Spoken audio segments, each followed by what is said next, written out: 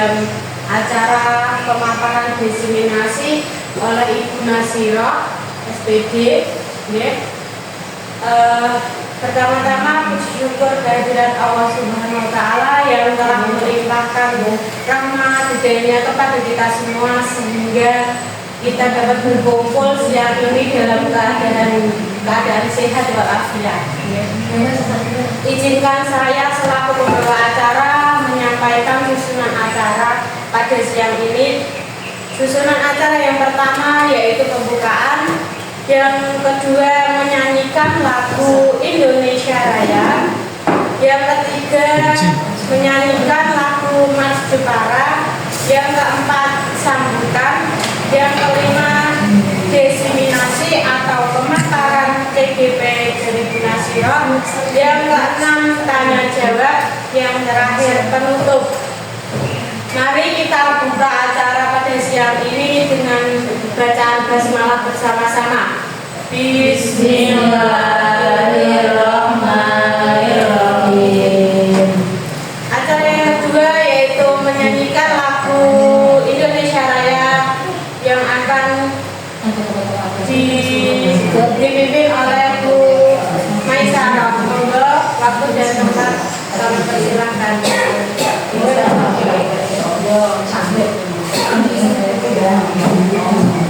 Berdiri mohon berdiri. Hiduplah Indonesia Raya, Indonesia tanah airku, tanah tumpah darahku. Di sanalah aku berdiri jadi pandu hidupku. Indonesia kebangsaanku, bangsa dan tanah airku. Marilah kita berseru, Indonesia bersatu. Hiduplah tanahku, hiduplah negeriku, bangsaku, rakyatku semuanya. Bangunlah jiwanya, bangunlah badannya untuk Indonesia Raya. Indonesia Raya, merdeka, merdeka, tanahku, negeriku yang ku cinta. Indonesia Raya, merdeka, merdeka, hiduplah Indonesia Raya. Jayalah Jeparaku, Jepara bumi Kartini kita, bergema di seluruh dunia. Seni ukir dan potensi pariwisatanya indah dan mempesona. Kartini sulur emansipasi, hantarkan Jepara mendunia. Putri asli Jepara tak mundur langkahnya dalam meraih citranya. Jepara bumi Kartini kita, mari kita membangun bersama, berkarya untuk maju berslogan mulia. Terus karya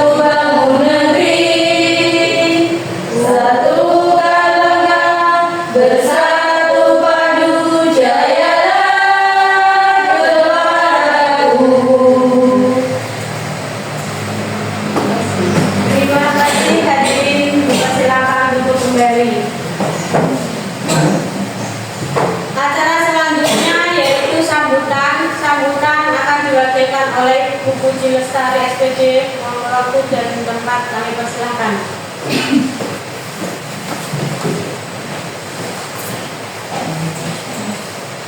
Assalamualaikum warahmatullahi wabarakatuh. Waalaikumsalam warahmatullahi wabarakatuh. Alhamdulillahirrahmanirrahim.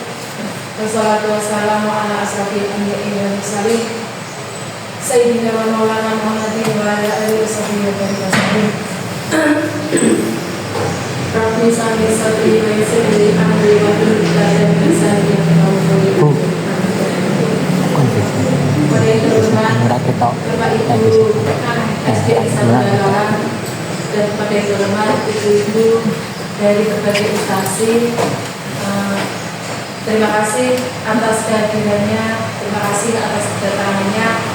Pada pagi hari ini kita bersama-sama nanti akan belajar dengan Ibu Rodatul Nasirah di diseminasi budaya positif. Dia sebagai calon guru penggerak angkatan 11, semoga saja nanti bisa memberikan aktivitas semua dan bisa menambah semua.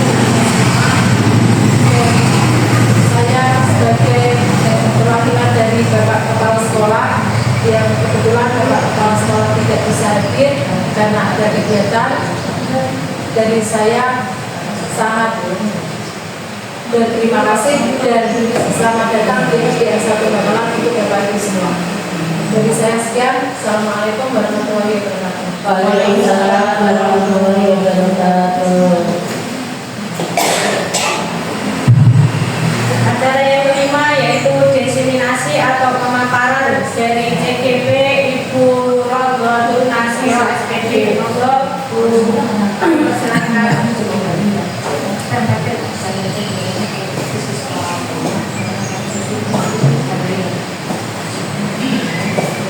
Assalamualaikum warahmatullahi wabarakatuh. Selamat pagi Ibu. Pagi. Gimana kabarnya hari ini? Sebelumnya di sini saya akan memaparkan diseminasi budaya positif yang ada di SD Negeri 1 Bakalan, Kecamatan Kalinyamatan, Kabupaten Jepara. Kata orang, tak kenal maka tak sayang ya Ibu. Berikut adalah profil dari saya. Tapi sebelumnya, selamat pagi. Pagi. Selalu semangat pagi. Begitu ya, kalau saya bilang selamat pagi, selalu semangat pagi. Saya ulang ya. Selamat pagi, selalu semangat pagi. Semangat untuk kita semuanya. Ya. Ini adalah profil dari saya yang Bapak tak kenal maka tak sayang. Jadi oleh orang tua saya kami memberi nama Rodatul Nasirah. Nomor HP-nya seperti yang ditertera di depan, alamat emailnya, kemudian Instagram. Saat ini mengajar di SD Negeri 1 Bakalan dengan latar belakang S1 PTSD dari Universitas Terbuka Pogja Semarang. Kami merupakan CGP Angkatan 11 dari Kabupaten Jepara.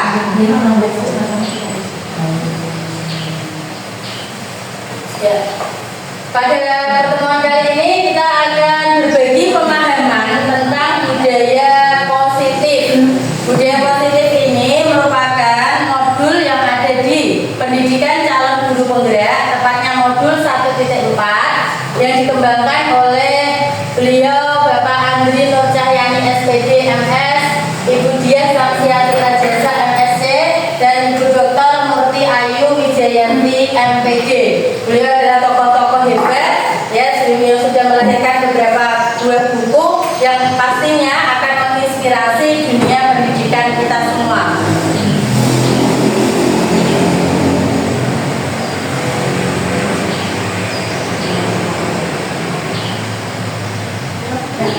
Pada budaya positif ini ada beberapa materi yang nantinya akan kita pelajari bersama Ibu. Yang pertama adalah perubahan paradigma, kemudian disiplin positif, motivasi perilaku manusia, kebutuhan dasar manusia,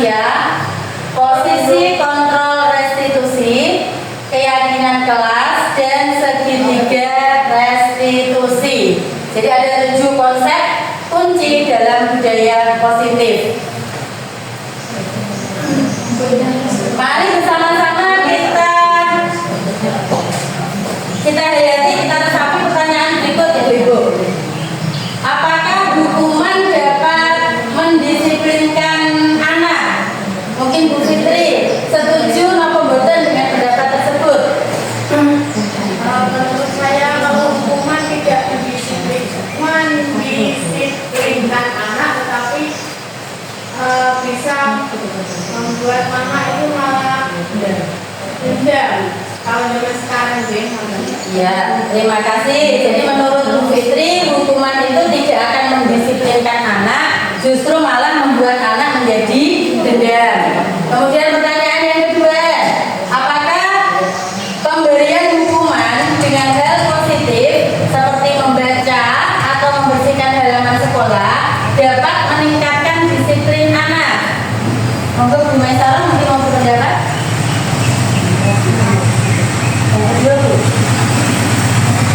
Ya.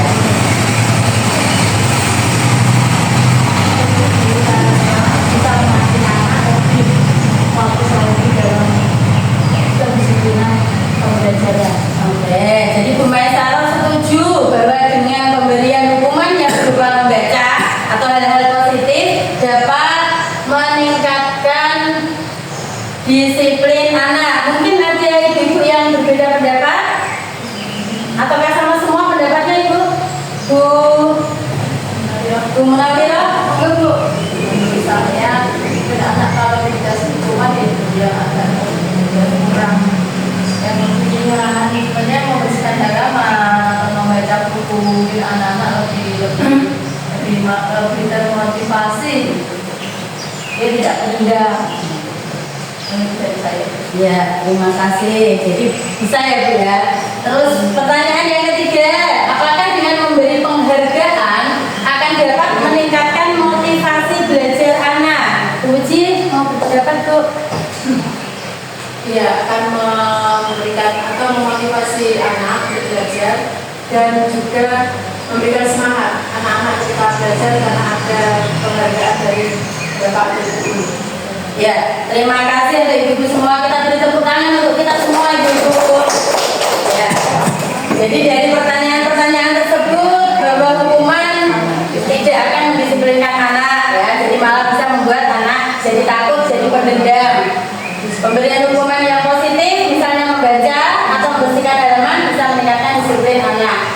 Pemberian penghargaan ada kalanya juga akan meningkatkan motivasi belajar anak.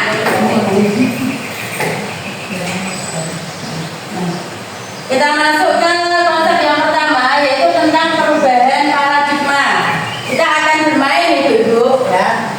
Di depan ibu-ibu semua, silakan ibu-ibu menyobek secari kertas, masing-masing menyobek kertas. Lalu silakan ibu bapak tuliskan satu benda, satu orang atau sesuatu apapun yang menurut ibu bapak benda itu sangat berharga. Monggo silakan. Sangat berharga untuk Anda. Dipersilakan. Ya. Silakan ibu bapak tuliskan satu buah benda yang menurut jenengan semua benda itu sangat berharga. Benda itu sangat berharga bagi ibu bapak semuanya. Satu saja, ada sebanyak-banyak. Saya yakin semua benda berharga ya. Semua benda berharga. Bukan hanya benda, orang juga boleh apapun. Satu saja. Jawab sampun? Sudah? Terus letakkan di salah satu tangan Anda dan genggam benda tersebut dengan segala gaya. Ya, silakan kertasnya tadi Anda juga pegang erat-erat. Ya, ya, oke. Nah, kita akan bermain. Mungkin minta bantuannya Bu Fitri sama Bu Dari maju ke depan. Ini yang memegang bendanya adalah Bu Fitri ya. Bu Fitri, Bu Dari bisa dilepas dulu. Nah, Bu Fitri memegang benda ini dengan sangat erat. Kira-kira kalau Bu Leri meminta benda tersebut dengan apapun, entah itu dengan rayuan, apa dengan paksaan, atau dengan apapun lah, akan Bu Fitri berikan atau tidak? Monggo. Silakan dengan berdiskusi ya Bu ya, berdialog. Oh, enggak boleh ya Kak ya? Kenapa enggak boleh? Diminta orang lain. Oke, karena sangat berharga, tidak boleh diminta orang lain. Bolehnya mungkin ada usaha lain supaya Bu Fitri mau memberikan budayanya, atau Bu Fitri tetap bersikukuh. Oh, tidak boleh. Oh, tidak boleh ya. Karena budayanya ini sangat berharga ya Bu ya. Jadi mau dibujuk, mau dirayu, dipaksa apapun tidak akan diberikan. Oke, terima kasih. Nah, ya seperti itu. Atau mungkin di antara ibu-ibu semua ada yang bersedia benda berharganya ini diminta oleh rekan sejawatnya, temannya. Boleh nggak Bu benda berharga itu? Tidak boleh. Alasannya kenapa Bu? Karena ya saat itu Sangat berharga. Meskipun dibujuk, nanti bendanya itu tak ambil, ibu tak umrohkan, itu kan alasannya seperti itu. Saya juga boleh. Oh boleh ya. Jadi tergantung. Oh, ada sebanding, tergantung dia ada kompensasinya enggak begitu ya Bu ya? Ya. Oke, terima kasih untuk kita semuanya ya. Jadi di sini ternyata dari kasusnya Bu Fitri dengan Bu Leli, meskipun Bu Leli meminta dengan halus, secara paksa, meminta benda tersebut, Bu Fitri tetap bersikukuh tidak mau memberikan benda berharga tersebut. Ini merupakan satu posisi tentang ilusi kontrol. Perubahan paradigma tentang teori kontrol atau ilusi kontrol. Bahwasanya ilusi guru bisa mengontrol murid. Kita dulu di awal-awal pasti pernah beranggapan saya bisa mengendalikan murid. Murid tak suka apapun, insya Allah pasti mereka mau. Yang kedua, bahwa kritik dan membuat orang merasa bersalah dapat menguatkan karakter. Yang ketiga, semua penguatan positif, efektif dan bermanfaat. Jadi kalau misalnya ada anak yang sudah berani tampil menjadi petugas upacara, kita kuatkan, kita apresiasi, memberikan dampak yang bermanfaat. Yang berikutnya, bahwa orang dewasa memiliki hak untuk memaksa. Ada kalanya ya Ibu Bapak, kita sebagai orang tua murid-murid di sekolah, kita memaksa anak untuk mematuhi aturan-aturan yang ada di kelas tanpa pernah menjelaskan aturan ini bermanfaat bagi dia ataukah tidak. Itu isinya.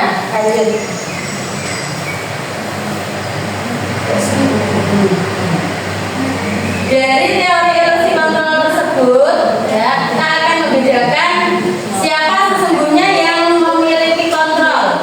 Dari teori stimulus respon, monggo Ibu Bapak kita cermati bersama.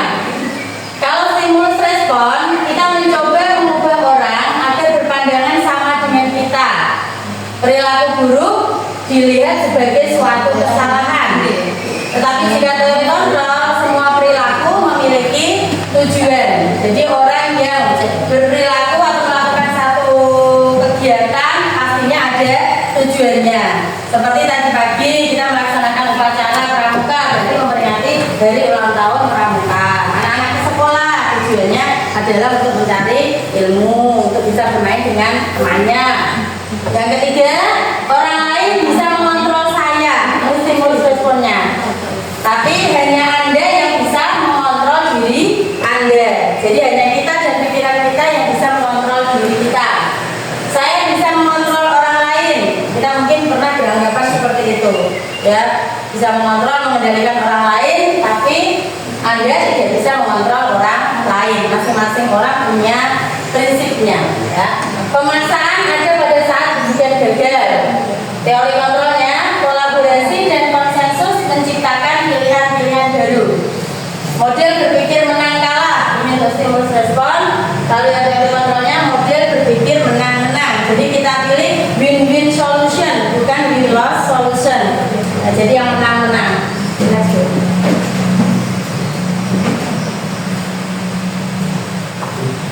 Kemudian konsep yang kedua adalah tentang disiplin diri.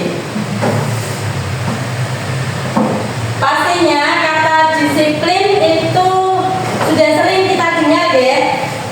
Ya, disiplin itu artinya kita pastinya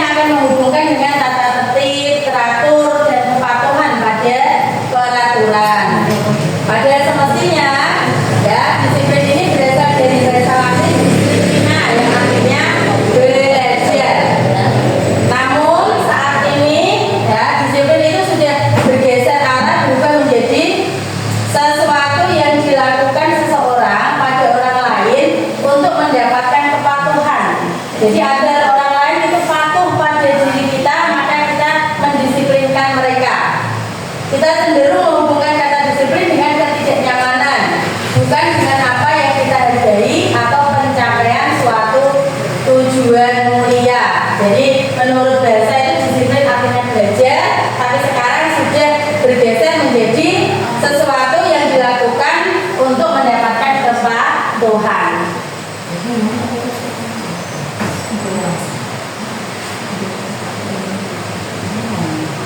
Ini ibu-ibu ya, materi diseminasi kita itu tentang disiplin positif.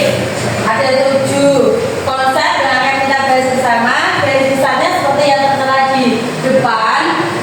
Ada teori kontrol atau teori pilihan oleh Dr. William Glasser. Apa Anda tidak bisa mengontrol orang lain, hanya Anda yang bisa mengontrol diri Anda. Ya, jadi posisi kontrol pada kita. Disiplin artinya belajar kontrol diri, menggali potensi kita agar mencapai tujuan mulia. Kemudian semua perilaku memiliki tujuan. Model berpikir menang-menang, realitas atau kebutuhan kita berbeda. Untuk setiap orang yang berperilaku, yang bersikap, kemudian berkegiatan, itu pasti ada motivasi yang mendasarinya. Kenapa kita melakukan hal tersebut? Kenapa kita harus datang ke sekolah tepat waktu? Kenapa kita harus bekerja? Kenapa kita harus makan dan lain sebagainya? Itu ada motivasi yang mendorong. Dan motivasi itu sumbernya ada 2. Di sini berarti ada apa? Motivasi apa dan apa ibu? Motivasi intrinsik dan ekstrinsik. Kalau X itu artinya dari luar. Intrinsik motivasi yang berasal dari dalam. Untuk yang motivasi ekstrinsik yang dari luar, ini seseorang melakukan sesuatu untuk menghindari hukuman. Ada yang bisa memberikan contoh? Orang melakukan satu hal atau berbuat sesuatu agar tidak kena hukum. Misalnya pada murid-murid kita, contohnya setiap hari Senin upacara ya. Ya, upacara seyogyanya memakai atribut yang lengkap. Jadi ada kalanya murid kita itu pakai atribut bukan karena dia sadar memang harus pakai atribut, tapi takut untuk dihukum. Saya takut dihukum, saya pakai atribut saja dengan lengkap. Atau mungkin saya takut bapak ibu guru marah, jadi saya mengerjakan PR seperti itu. Jadi dari luar atau ekstrinsik. Yang kedua, untuk mendapatkan imbalan. Contohnya apa ya Bu ya? Misalnya mendapatkan imbalan, ingin diberi penghargaan atau apapun misalnya. Kira-kira apa? Ke depan untuk menyelesaikan tugas untuk mendapatkan bintang dari guru. Oke, terima kasih. Jadi seorang murid maju ke depan, ada misalnya gurunya memberikan soal, kemudian ada salah satu maju, alasannya untuk mendapatkan bintang. Nah, pulang-pulang bawa bintang banyak, terus dikasih lihat ke orang tuanya, ada penghargaannya di situ. Ini juga masih motivasi dari luar atau ekstrinsik. Terus yang berikutnya adalah untuk menghargai diri sendiri. Nah ini adalah yang paling penting ibu. Jadi kita melakukan suatu hal, berbuat sesuatu itu bukan karena dorongan dari orang lain, tapi kita menghargai diri sendiri. Motivasi yang berasal dari diri kita sendiri. Ini yang akan kuat dan mengangkat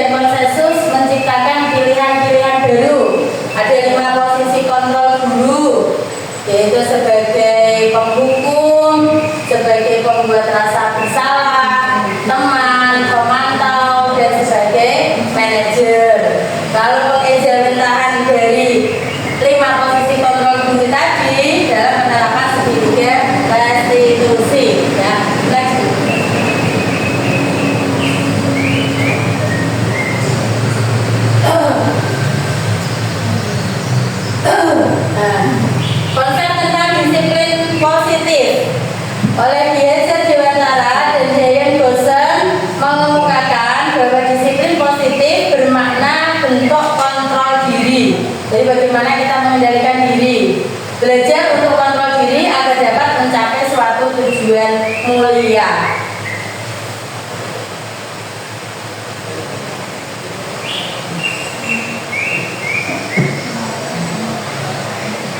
Jadi disiplin positif tadi akan ada nilai-nilai kebajikan universal, yaitu sifat-sifat positif yang merupakan tujuan mulia yang ingin dicapai oleh setiap individu.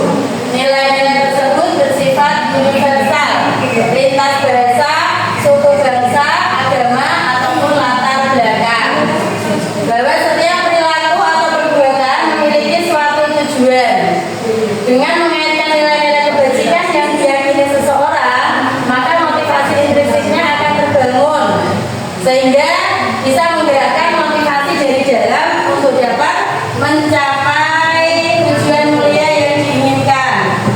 Nilai kebajikan yang dicapai dalam kurikulum ini adalah profil pelajar Pancasila. Masih ingat lagunya Ibu ya? Masih. Boleh berdiri sebentar untuk menyanyi? Ya. Profil pelajar Pancasila ini mencakup semua nilai kebajikan ya. Bisa mulai ya, 1, 2, 3. Pelajar Pancasila beriman dan bertakwa pada Tuhan Yang Esa dan berakhlak mulia, berkebinekaan global, gotong royong mandiri, kreatif dan bernalar kritis. Lagi, pelajar Pancasila beriman dan bertakwa pada Tuhan Yang Esa dan berakhlak mulia, berkebinekaan global, gotong royong mandiri, kreatif dan bernalar kritis. Terima kasih ya. Jadi nilai-nilai kebajikan tersebut ya tercermin dalam pelajar Pancasila. Ya, gak terasa ya sudah sampai ke konsep yang ketiga, yaitu tentang motivasi perilaku manusia. Tadi motivasi, kenapa motivasi seorang itu ada yang berasal dari apa kata saya? Berasal dari luar dan dari dalam. Yang dari luar berarti motivasi ekstrinsik, yang dari dalam motivasi intrinsik ya, intrinsik. Oke, yang pertama, untuk menghindari ketidaknyamanan atau hukuman, apa yang akan terjadi apabila saya tidak melakukannya? Jadi kita melakukan sesuatu bukan karena dasar dari diri kita, tapi nanti orang lain akan berkata apa kalau saya tidak melakukannya. Berarti masuk motivasi eksternal. Terus yang kedua, untuk mendapatkan imbalan dari orang lain. Ya tadi misalnya seorang anak mau maju ke depan dengan iming-iming diberi bintang, diberi hadiah misalnya, atau rajin belajar. Nanti kalau saya ranking 1 akan diberikan sepeda oleh orang tuanya misalnya Ibu ya. Ini juga masuk motivasi eksternal. Yang paling kuat adalah kita menghargai diri kita sendiri ya. Ini berupa motivasi internal dari diri kita sendiri. Next baby.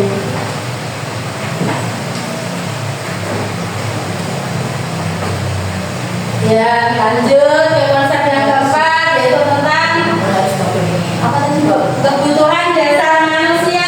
Ada kebutuhan dasar manusia. Kebutuhan kita hidup ya Bu ya. Kita hidup punya kebutuhan. Kebutuhan itu bisa terhadap barang ataupun terhadap jasa. Ada yang sifatnya raga atau fisik kita, ada yang berhubungan dengan rasa. Jadi ada raga dan rasa. Kalau raga itu fisik kita. Nah, dari kelima kebutuhan ini ibu-ibu dicermati ya, ada belonging, survival, power, freedom,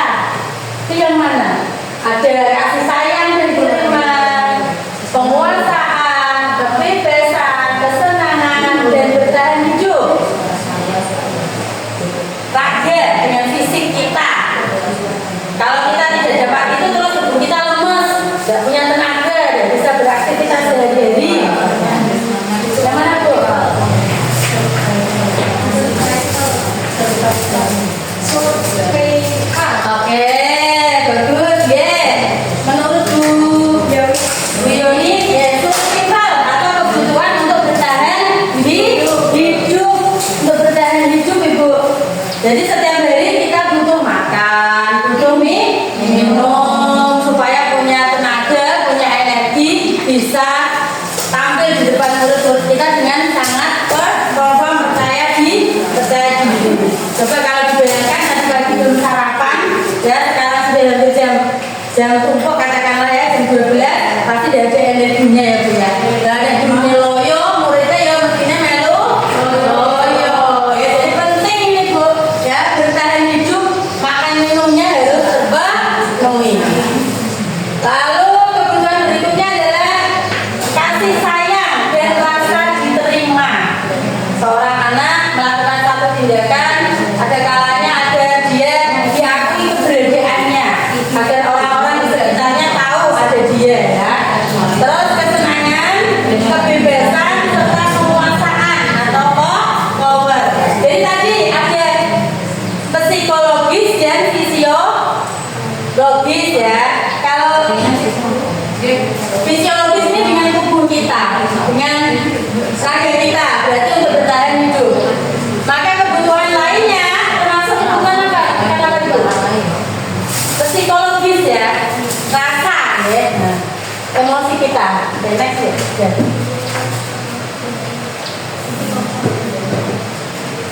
Iya. Konsep yang kelima adalah tentang restitusi ya.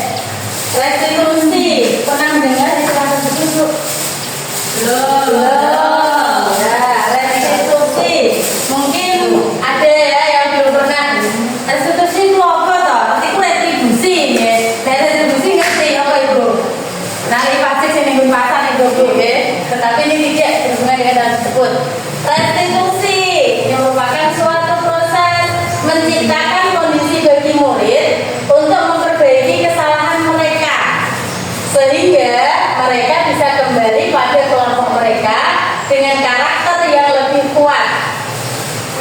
Ya, jadi restitusi juga merupakan proses kolaboratif yang mengajarkan murid untuk mencari solusi untuk masalah mereka dan membantu murid berpikir tentang orang seperti apa yang mereka inginkan dan bagaimana mereka harus memperlakukan orang lain.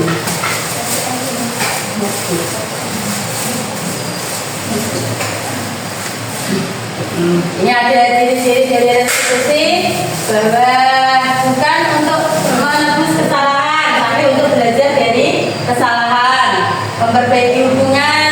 Restitusi merupakan satu tawaran, bukan paksaan. Restitusi menuntun untuk melihat ke dalam diri. Restitusi mencari kebutuhan dasar yang mendasari tindakan. Restitusi diri adalah cara yang paling baik. Restitusi tidak fokus pada karakter, bukan pada tindakan, fokus pada solusi dan akan mengembalikan murid yang berbuat salah pada kelompoknya. Kita saksikan dan kita cermati video tentang 5 posisi kontrol guru ya.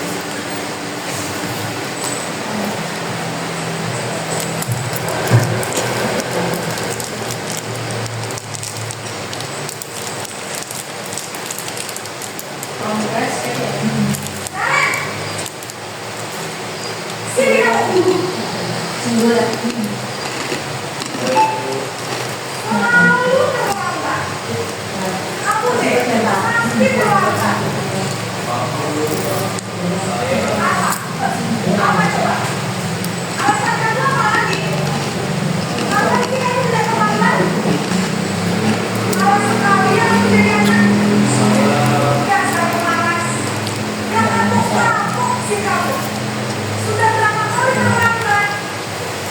Sana, kamu beli lapangan basket 2 kali. Lapangan saya pasti lapangan basket. Kenapa? Kamu keluar ibu. Berani-beraninya jawab. Sudah jawabnya. Sekarang, kamu beli lapangan basket.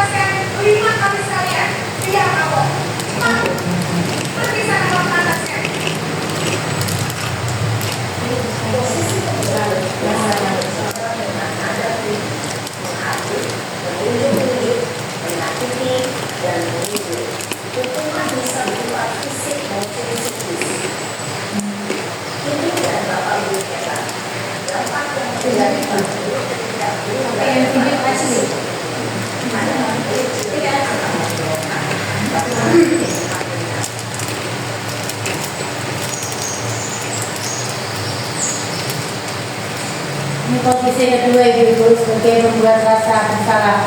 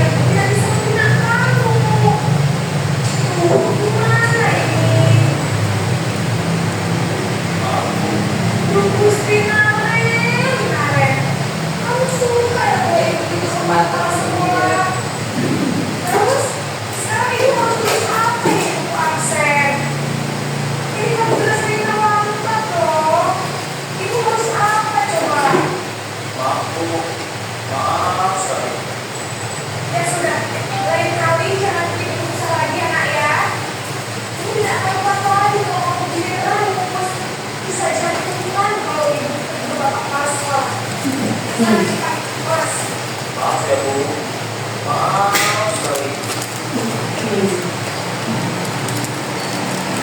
Posisi membuat rasa bersalah berbicara dengan nada tenang, cenderung menunduk, namun kata-kata yang digunakan membuat murid merasa menjadi orang berbeda, memandang buruk dirinya sendiri, merasa tidak berharga, dan tidak sanggup membahagiakan orang lain.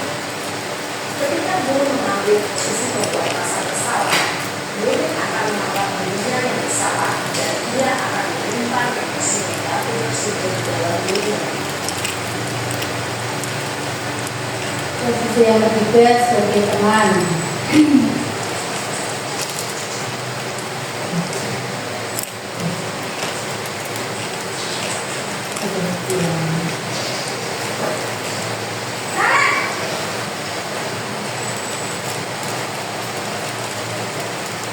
Apa yuk?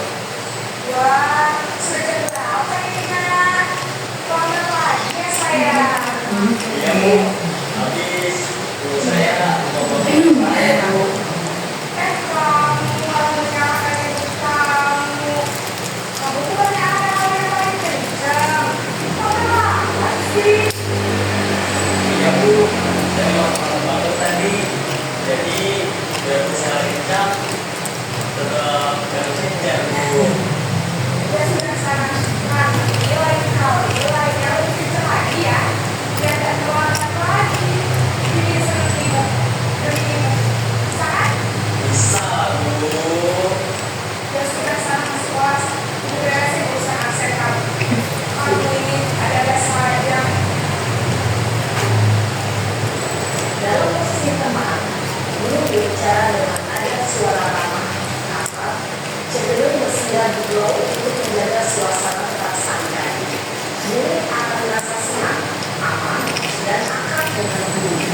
Identitas yang tercipta adalah identitas Sukses atau berhasil. Murid ingat, karena ini masuk dengan eksternal, maka ada faktor ketergantungan dari orang orang berbeda. Guru aksennya sehingga berat waktu memang bisa bisa namun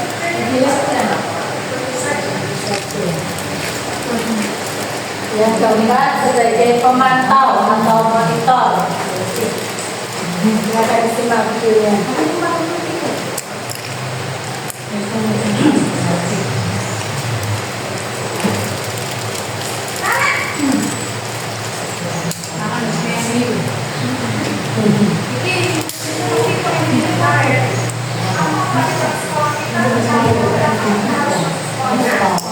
Jadi tindakannya sudah dikaitkan dengan peraturan yang ada di sekolah.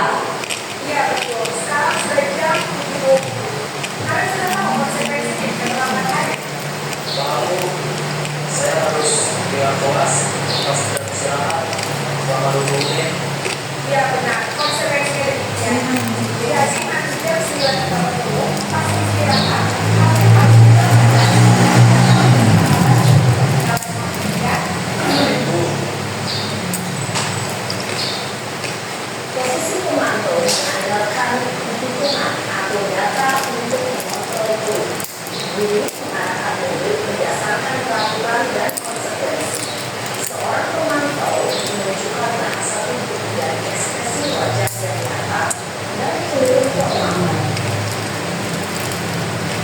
Ini keempatnya. Posisi yang kelima sebagai manajer.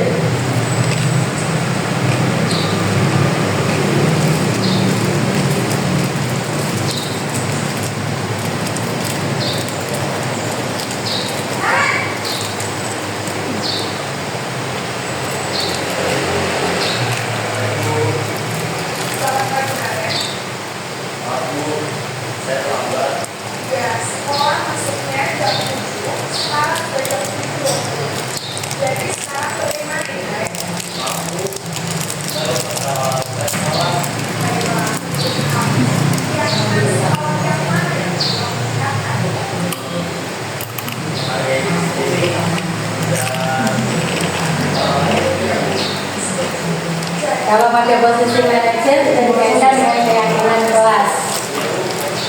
Pemantau tadi masuk ke peraturan. bagaimana kalau memperbaiki masalah keterlambatan? saya akan coba untuk tidak lupa yang alam saya. Baik, kalau kalian mau menerapkan lingkungan, orang yang bisa menggunakan Ada bu, kata saya, KMA. adalah selain KM. Selain KMA, ada ibu saya. Baik, jadi yang menggunakan anak saya adalah KM dan kemudian kira-kira akan boleh saya alami kapan KM? Setelah pulang sekolah, akan segera saya lakukan. Baik, jadi kalian akan saya alami untuk bangun besok pagi dan akan digunakan oleh kakak dan juga nenek adalah tidak program KM agar tidak keluar baru lagi. Tidak ada bu. Baik, kemudian terima kasih kebersamaan kalian. Sekarang mau kembali kepada saya. Baik bu, terima kasih. Posisi manajer adalah posisi kontrol yang disarankan untuk memiliki sikap disiplin yang positif, yaitu menghormati, bertanggung jawab, dan dapat memecahkan masalah. Tujuan dari posisi ini adalah agar guru dapat berefleksi atas tindakannya. Guru akan terus memberikan pertanyaan-pertanyaan bermakna, sehingga membuat murid dapat belajar dari kesalahannya dan mencari sebuah solusi untuk menyelesaikannya. Nah, Ibu dan bapak guru hebat setelah mengalami adegan kelima posisi kontrolan. Kira-kira posisi mana yang paling tepat? Posisi mana yang dapat menunjang konsentrasi murid sendiri? Ya, tentu posisi manajer. Posisi ini adalah posisi ideal posisi pada posisi inilah guru dapat menerapkan disiplin positif dan melihat pada murid yang mempertanyakan perjalanan seorang pendidik juga yang tidak untuk sampai pada posisi seorang manajer. Nah, tujuan kita pasti yaitu menciptakan lingkungan kegiatan pendidikan dan bertanggung jawab. Semoga yang dalam lima posisi kontrol orang pendidikan ini dapat menjadi ajang refleksi dan refleksi agar dapat terus mengasah dan menerapkan disiplin positif yang memerdekakan diri. Mari terus berlatih dan semangat. Selamat menjalankan. Selamat menjalankan. ya. Sekarang mari sama-sama kita memejamkan mata sejenak 3 detik untuk merefleksikan saya sudah berada pada posisi yang mana. Apakah sebagai penghukum, pembuat rasa bersalah, sebagai teman, sebagai pemantau, ataukah sudah pada level sebagai manajer. Kita merefleksikan diri gitu. Ya, selesai ya. Jadi harapannya dengan bertambahnya kita berinteraksi dengan anak-anak, lambat laun kita bisa memposisikan diri sebagai pada paling tidak pada level sebagai pemantau, syukur-syukur bisa lapor ke tahapan sebagai manajer. Jadi tidak hanya menyalahkan murid saja, tapi mengajak murid berbicara, berdiskusi, solusinya bagaimana, siapa yang bisa membantu dia keluar dari permasalahan tersebut.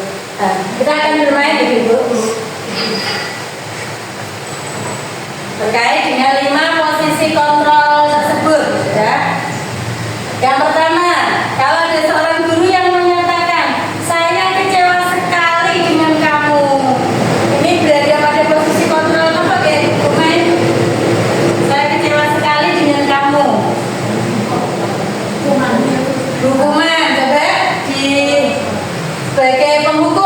Di sini tepatnya adalah sebagai pembuat rasa bersalah. Kemudian yang berikutnya, kamu tidak pernah benar melakukannya. Leli, pembuat orang merasa bersalah. Oke. Penghukum, Bu. Kamu tidak pernah benar melakukannya. Terus yang ketiga, ayolah lakukan demi ibu bapak. Ada yang mau berpendapat Ibu?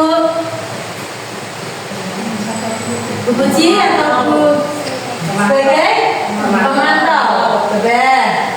Lakukan demi ibu bapak, teman. Kita memposisikan diri sebagai teman. Apa kamu tidak kasihan nanti bu guru ditegur oleh bapak kepala sekolah? Ayo undang bayar negara, tugasnya dikerjakan. Lanjut. Apakah kamu mau mendapatkan stiker bintang hari ini? Sebagai apa Bu? Pemantau mungkin coba.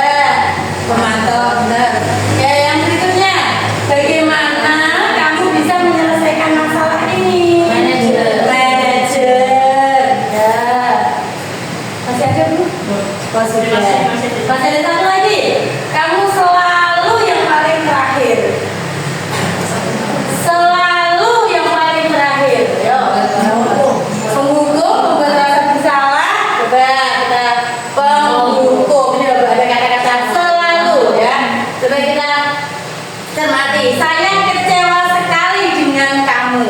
Nah ini membuat orang merasa bersalah. Nanti mentalnya bisa down, tidak berani lagi untuk tampil percaya diri. Kamu tidak pernah benar melakukannya, tidak pernah salah, kayak gitu. Nah, gitu ya, penghukum. Sama dengan ini, selalu yang paling terakhir. Ini juga penghukum.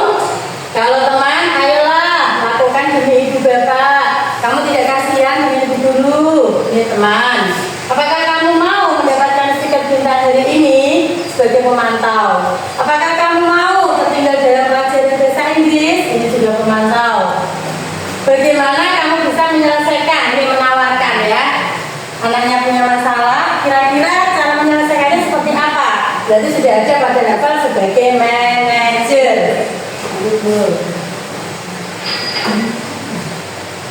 Nah, ini adalah 5 posisi kontrol guru tersebut, Ibu-ibu.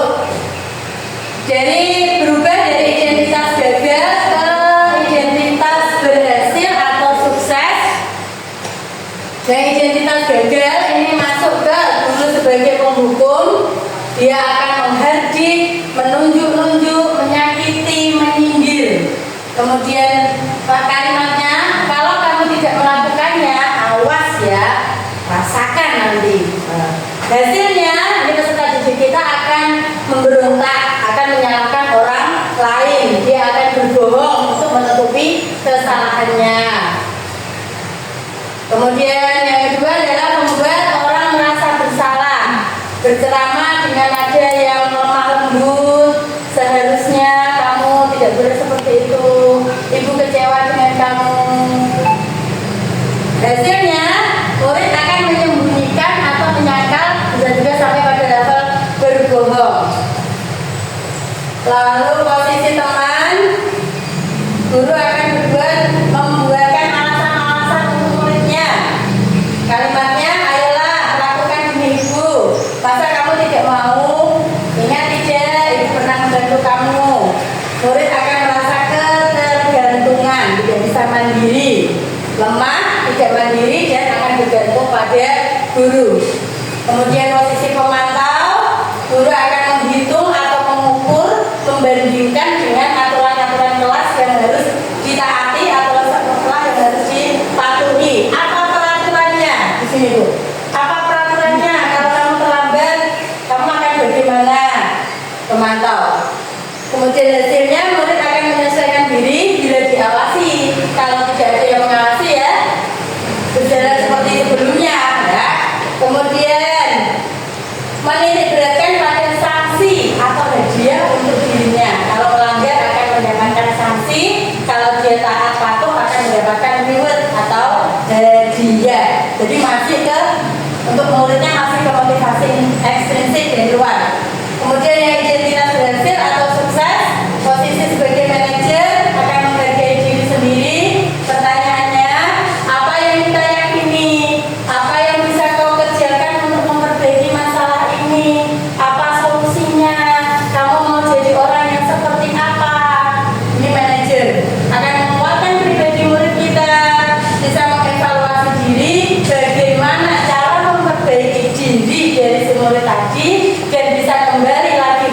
pokoknya tanpa merasa bersalah, tanpa merasa minder, tanpa kurang percaya diri. Itu adalah 5 posisi kontrol kita sebagai guru.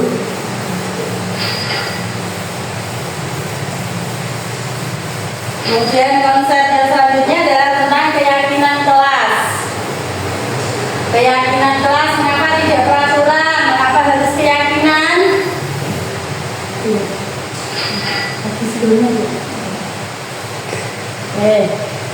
Karena berdasarkan nilai-nilai kebajikan bahwa menekankan pada keyakinan seseorang akan lebih memotivasi orang dari dalam.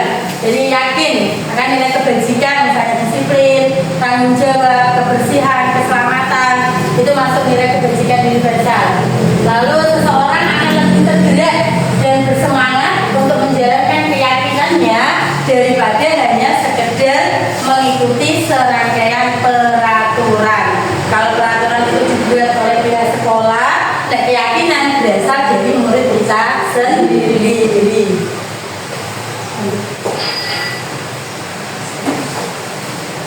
Tahapan-tahapannya dalam membuat keyakinan kelas ini menggunakan kata yang abstrak daripada peraturan, lebih rinci, lebih konkret. Keyakinan kelas berupa pernyataan-pernyataan yang universal, yang umum, tidak terlalu banyak sehingga mudah diingat dan dipahami oleh semua warga kelas. Ikut berkontribusi dalam pembuatan keyakinan kelas lewat kegiatan curah pendapat, bersedia meninjau kembali keyakinan kelas dari waktu ke waktu. Ya, jadi tahapan yang bisa kita lakukan dalam membuat kelas ini biasanya kita buat di awal tahun ajaran, Ibu.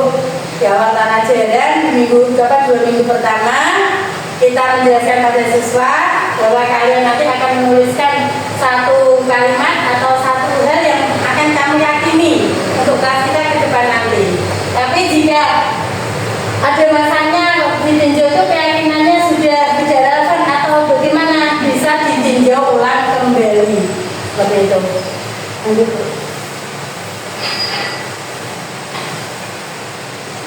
Ini perbedaannya. Dan peraturan selalu kembalikan buku ke tempatnya. Ini peraturannya. Setelah pinjam buku dari perpus, kembalikan ke tempatnya. Pinjam buku yang ada di sekolah, di kelas, kembalikan. Keyakinan kelasnya adalah tanggung jawab. Meminjam, ya tanggung jawabnya mengembalikan. Hadir di sekolah 15 menit sebelum pembelajaran dimulai. Ini keyakinannya adalah menghormati orang lain, berkomitmen, dilarang mengganggu orang lain. Keyakinannya menghormati orang lain, dilarang melakukan kekerasan, keselamatan, menghormati orang lain, dilarang menggunakan narkoba. Keyakinan kelasnya adalah kesehatan, bergantian atau menunggu giliran. Keyakinannya menghormati orang lain, bersabar. Gunakan masker, peraturannya, keyakinannya bisa berbunyi untuk kesehatan dan juga keselamatan. Jangan berlari di kelas atau di koridor. Keyakinan kelasnya keselamatan dan keamanan. Coba kita cermati, Bu. Untuk peraturan, di sini ada kata-kata dilarang, jangan. Jadi ada kalimat negatifnya. Tapi ketika sudah menjadi keyakinan kelas, kalimat negatif tersebut harus diubah menjadi kalimat positif.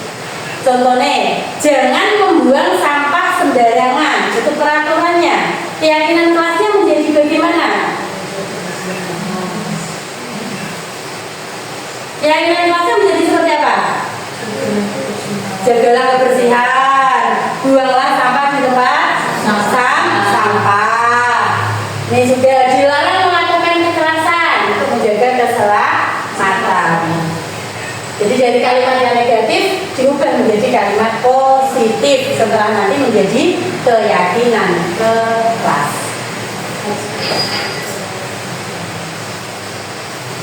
Nah, ini tadi yang dari identitas gagal ada hukuman, konsekuensi, dan restitusi. Yang identitas gagal ini meliputi hukuman. Untuk identitas suksesnya masuk kategori disiplin. Disiplin masih ada dua komponen lagi, yaitu konsekuensi dan restitusi. Kita ambil dua contoh saja, nggak ada banyak-banyak. Hukuman, murid atau anak akan merasa tersakiti. Kalau konsekuensi, murid anak dibuat tidak nyaman. Nah, sudah sampai tahapan restitusi, murid akan mendapatkan penguatan. Kenapa kok tidak boleh berbuat seperti itu? Alasannya apa? Tujuannya untuk apa? Ini restitusi. Lalu hukuman, peraturannya adalah kamu harus makan ketika jam istirahat. Kamu harus mengembalikan buku ke rak buku. Itu peraturan. Tapi kalau sudah menjadi konsekuensi, apa peraturannya? Mampukah kamu melakukannya? Restitusi, apa yang kamu yakini? Apa yang bisa kamu lakukan untuk memperbaiki masalah ini? Jadi murid diajak berdiskusi, berdialog untuk mencari solusi dari permasalahan tersebut. Hukuman sifatnya negatif, konsekuensi netral ya, di tengah-tengah. Restitusi bersifat positif. Next one.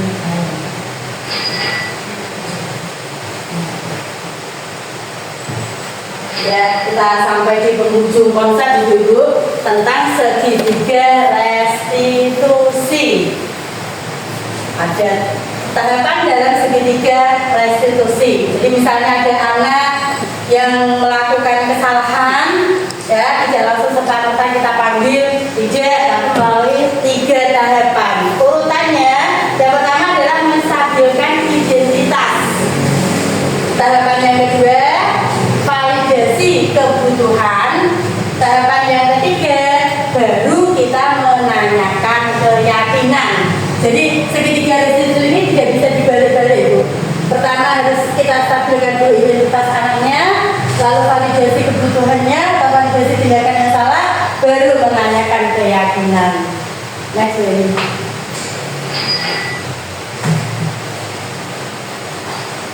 Ini untuk tahapan menstabilkan identitas, membuat anak yang merasa gagal karena berbuat salah menjadi positif terhadap dirinya.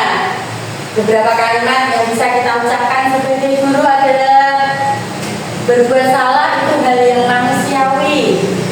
Tidak ada manusia yang sempurna di dunia ini.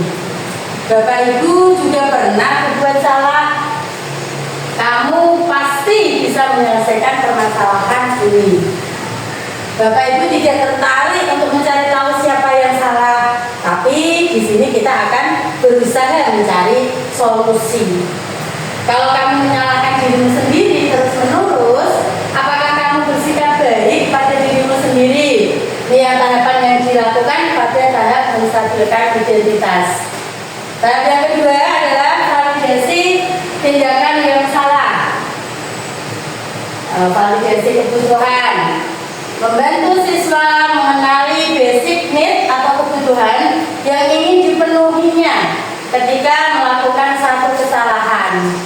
Pada dasarnya, setiap tindakan manusia tujuannya adalah memenuhi kebutuhan. Apakah itu kebutuhan dasar manusia tadi ada berapa ya? Ada 5, yaitu bertahan hidup. Ini sudah ada di sini. Power, penguasaan, freedom, kebebasan, love and belonging, dan fun ya, fun atau kesenangan dan survival. Jadi maka pada tahap ini guru akan melakukan percakapan berkata dengan kamu bisa saja kan melakukan hal yang lebih buruk, tapi kamu tidak melakukannya. Kamu pasti punya alasan kenapa melakukan hal tersebut. Apa yang penting bagi kamu? Maukah kamu belajar cara lain untuk mendapat yang kamu butuhkan tanpa harus memukul? Apakah kamu bisa melakukan dengan lebih baik besok lagi? Inilah percakapan pada tahapan validasi tindakan yang salah. Yang tahap yang berikutnya adalah tahap menanyakan keyakinan. Tahap yang ketiga menanyakan keyakinan. Anak melihat kesalahannya,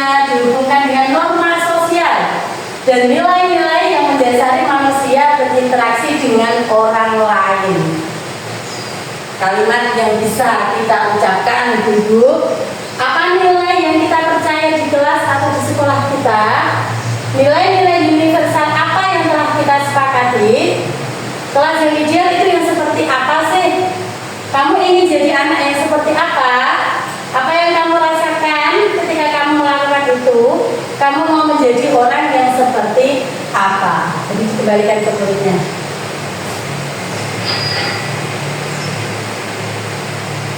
Nah, sekarang mari kita mengintervensi diri kita, merefleksikan apakah kamu ingin berbuat lebih baik, apakah saat ini sedang menjadi orang yang sedang kamu inginkan. Ini bisa kita intervensi ke anak-anak sebelum melakukan tahapan segitiga restitusi, ya.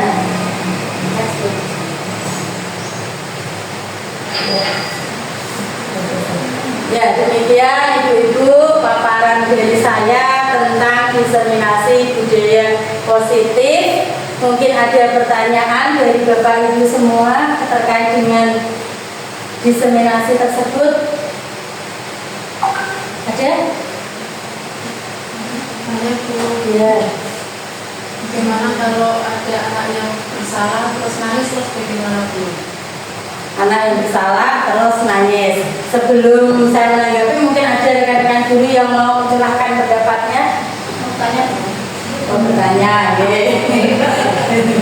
ya Bu. Bagaimana mengatasi anak yang selalu mengulang kesalahannya? Ya.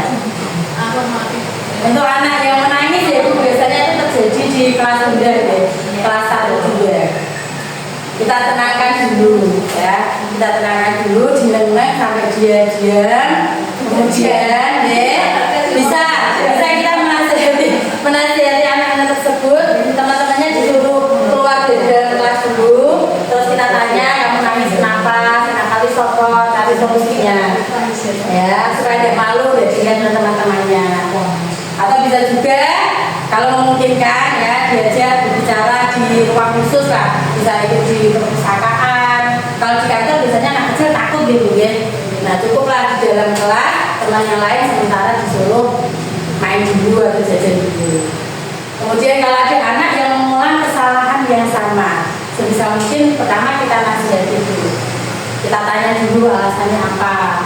Kok terus-menerus seperti itu. Setelah tahu alasannya, Orangnya itu aku juga ulang lagi sudah ulang lagi kesalahan. Iya, terus. Iya. Gimana? Itu kan juga apa?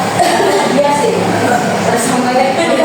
Ya sebisa mungkin Bu kita atasi, kita nasihati, kita sebagai guru tidak henti-hentinya untuk menasihati dan perlunya juga berkolaborasi dengan rekan sejawat, dengan orang tuanya. Kalau di lingkup kelas ya, di lingkup kelas mungkin kalau di kelas 1 kita kolaborasi dengan guru kelas 2, barangkali beliau bisa menenangkan. Terus pendekatan ke orang tuanya, kenapa anakmu kok ini, dikasih masukan ya. Jadi kita berkolaborasi dengan sekolah juga dengan pihak orang tua untuk menanamkan, menerapkan budaya positif di lingkungan sekolah kita. Bapak Ibu, terima kasih. Mudah-mudahan bermanfaat untuk kita semua. Akhirul kalam, wassalamualaikum warahmatullahi wabarakatuh.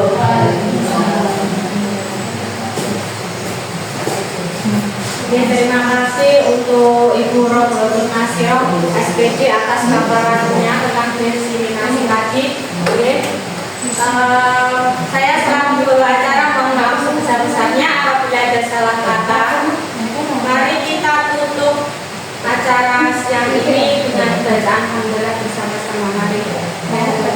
Alhamdulillahirabbil alamin. Terima kasih. Wassalamualaikum.